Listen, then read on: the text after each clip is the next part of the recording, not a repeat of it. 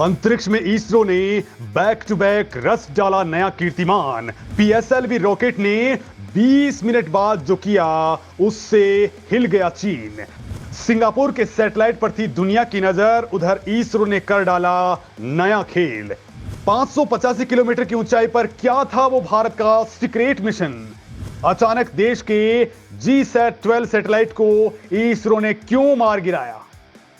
दोस्तों, दुनिया भर में भारत की धाक लगातार बढ़ती जा रही है। भारतीय अंतरिक्ष एजेंसी इसरो ने आज अपने polar satellite launch vehicle PSLV C-55 से सिंगापुर के 2 सैटेलाइट्स को सफलतापूर्वक लॉन्च कर दिया है। दोस्तों, पूरी दुनिया की नजर आज सिंगापुर के सैटेलाइट्स पर टिकी हुई थी, लेकिन आज इसरो ने चुपके से एक साथ 2 और मिशन भी अंजाम दिए हैं, जिनकी भनक लगते ही चीन छोड़िए अमेरिका भी हैरान है, क्योंकि ये करामात है ही ऐसी। दोस्तों, PSLV C-55 रॉकेट ने अपनी लॉन्चिंग के 20 मिनट के अंदर ही सिंगापुर के सैटेलाइट टेल EOS-2 और लुमिलाइट 4 को लॉन्च कर दिया, और इसके बाद यानी कि 20 मिनट के बाद स्पेसक्राफ्ट का एक बहुत बड़ा हिस्सा अंतरिक्ष में तैरता रहा, और असली खेल इसरो ने इसी से कर डाला है। दोस्तों, ये बात मैं आपको बताने वाला हूं, लेकिन उससे पहले आपको एक और बड़ी जानकारी दे देता हूं जो शायद आपको पता भी नहीं होगी।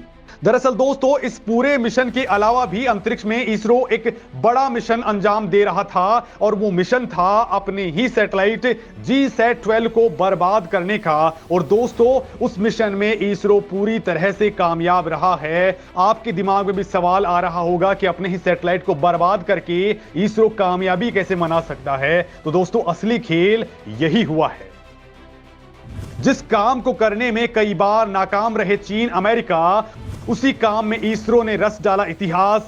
पूरी दुनिया हुई हैरान। दोस्तों, शायद आपको भी पता नहीं चला, और इसरो ने एक और कीर्तिमान रच डाला है जिसे सुनकर आपके दिमाग की बत्ती जल उठेगी। वो इसलिए क्योंकि इसरो ने अपने ही एक लाइव सैटेलाइट को अंतरिक्ष से समंदर में मार गिराया है। आप जान लीजिए कि अमेरिका, रूस और चीन इस काम में बार बार नाकाम रहे थे, लेकिन ISRO post mission disposal operation में भारत के संचार उपग्रह GSAT-12 को खाक करने में बिल्कुल कामयाब रहा है। दोस्तों, GSAT-12 को 12 जुलाई 2011 को लॉन्च किया गया था। इसने 1 दशक तक भारत को दमदार सेवाएं दी हैं, लेकिन जब इसने अपना काम करना बंद कर दिया तो इसरो वैज्ञानिकों ने इसे ऐसी जगह पर गिराने की सोची जहां पर कोई भी इंसान या जीव नहीं रहता हो। और दोस्तों, इसे पिछले महीने 19 मार्च को धरती की जियोसिंक्रोनस ऑर्बिट से 400 किलोमीटर ऊपर वाली सुपर सिंक्रोनस ऑर्बिट में पहुंचा दिया गया, जिसके बाद इसरो वैज्ञानिकों ने लगातार इसकी दूरी को कम किया,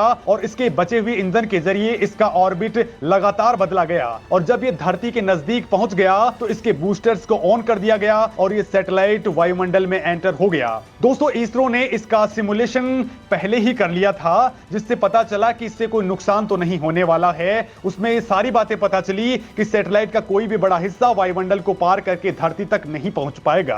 दोस्तों, वायुमंडल में आते ही यह सैटेलाइट भी तेजी के साथ जलना शुरू हो गया, और समंदर तक पहुंचते पहुंचते पूरी तरह से राख हो गया। यानी बिल्कुल हैप्पी एंडिंग हुई है। और दोस्तों, इस बात से दुनिया के वैज्ञानिकों ने इसरो की तकनीक और इनके वैज्ञानिकों के कौशल को खूब सराहा है, क्योंकि चाहे स्काई लैब का मामला हो या फिर चीनी स्पेस एजेंसी के रॉकेट्स के बेकाबू होने का मामला, ये दुनिया के लिए बड़ा खतरा बनते जा रहे हैं। लेकिन इसरो की टीम ने इस मामले में एक नया ही मुकाम तय कर लिया है। इसरो ने पूरी सटीकता के साथ अपने इस बेहद चुनौतीपूर्ण काम को अंजाम दिया है। इससे पहले भी दोस्तों, इसी साल 7 मार्च को भारत ने 1000 किलो वजनी मेघा ट्रॉपिक्स 1 सैटेलाइट को डी ऑर्बिट किया था। उससे भी इसरो ने बड़े ही नियंत्रित तरीके से धरती पर गिरा दिया था। दोस्तों, इन सैटेलाइट्स को लेकर के संयुक्त राष्ट्र की एक संस्था UNIADC ने गिराने की सलाह दी थी। यह संस्था धरती के करीब घूम रहे सैटेलाइट्स पर नजर रखती है जिनकी उम्र खत्म होने वाली है या फिर वो काम करना बंद कर चुके हैं। संस्था उन सैटेलाइट्स को लॉन्च करने वाले देशों से कहती है कि ये सैटेलाइट्स अपना जीवन पूरा कर चुके हैं, लिहाजा इनको धरती पर गिरा देना ही बेहतर होगा, ताकि सैटेलाइट के गिरने से किसी भी तरह की जानमाल का नुकसान ना हो। और खास तौर से उन सैटेलाइट्स को नीचे लाना जरूरी होता है जिनकी उम्र 25 साल से कम है, क्योंकि अगर ये सैटेलाइट्स अभी नीचे नहीं आए तो कम से कम 100 सालों तक धरती के चक्कर लगाते रहेंगे। और इसी को देखते हुए इसरो ने अपने इस बड़े मिशन को अंजाम दिया है, वो भी बिल्कुल साइलेंटली। और दोस्तों, दोस्तों इस मिशन के साथ इसरो ने अपना एक और धांसू मिशन सफलतापूर्वक लॉन्च किया है, जिसके ऊपर आपकी भी नजर थी, लेकिन इसके हिडन पार्ट को शायद आप भी नहीं देख पाए। लॉन्च हुआ चीन के चप्पे चप्पे को छान मारने वाला जासूस, इसरो ने फिर मचा दिया अपनी स्पेस तकनीक का तूफान।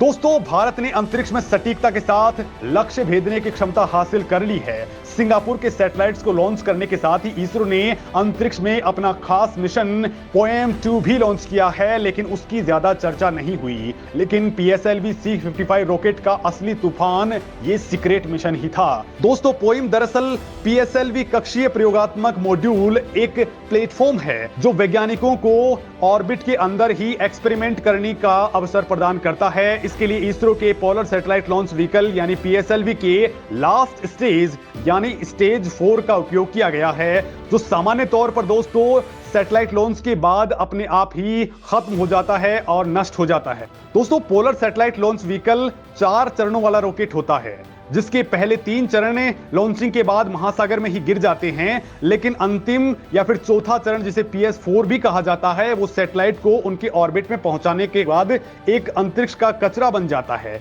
लेकिन इसरो ने PSLV C-55 के चौथे चरण का उपयोग एक प्लेटफॉर्म के तौर पर किया है, जो रॉकेट लॉन्च के 20 मिनट बाद एक्टिवेट हो चुका है।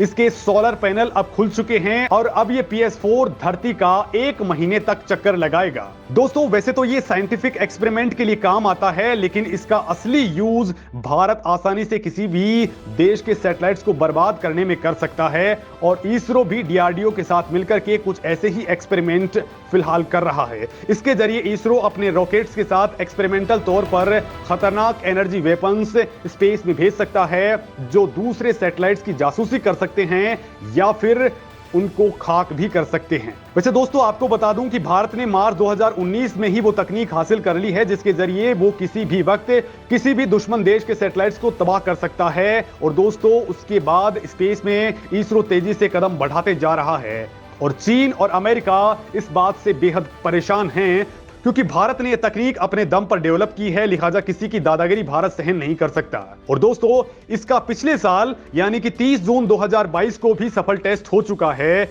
और अब ये पोएम का दूसरा मिशन भी सफल रहा है। क्योंकि दोस्तों सैटेलाइट किसी भी देश के लिए बेहद सीक्रेट वेपन्स की तरह काम करते हैं, ये दुश्मन की तमाम खुफिया इंफॉर्मेशन ले सकते हैं। ऐसे में अगर भारत को दुश्मन के किसी सैटेलाइट से खतरा होता है तो भारत उसे आसानी से तबाह कर सकता है। इसके लिए भारत के पास अब 2 तरह के हथियार हो चुके हैं। एक भारत A-SAT के जरिए धरती से उसे उड़ा सकता है, तो दूसरा अंतरिक्ष में घूमता हुआ पोएम उसे बर्बाद कर सकता है। और दोस्तों ये पोएम तकनीक इस मामले में भारत की ताकत को अब कई गुना बढ़ा चुकी है। इसके जरिए भारत किसी भी सैटेलाइट्स को किसी भी वक्त तबाह कर सकता है और उसकी पूरी इंफॉर्मेशन भी ले सकता है। दोस्तों इस बार इसरो ने कहा है कि उसने 7 एक्सपेरिमेंटल पेलोड्स इस पोएम के अंदर भेजे हैं, जो इस पोएम से अलग नहीं होंगे, और इसके दौरान कई सीक्रेट ऑपरेशंस को अंजाम दिया जाएगा। तो वहीं दोस्तों इसके साथ ही इसरो चीफ ने अपने अगले मिशन का भी ऐलान कर दिया है। इसरो अब एक साथ 3 बड़े मिशन लॉन्च करने वाला है। पहला mission GSLV Mark II rocket के जरिए नेविगेशनल सैटेलाइट NVS-01 लॉन्च किया जाएगा, जो भारत के नाविक का पार्ट होगा।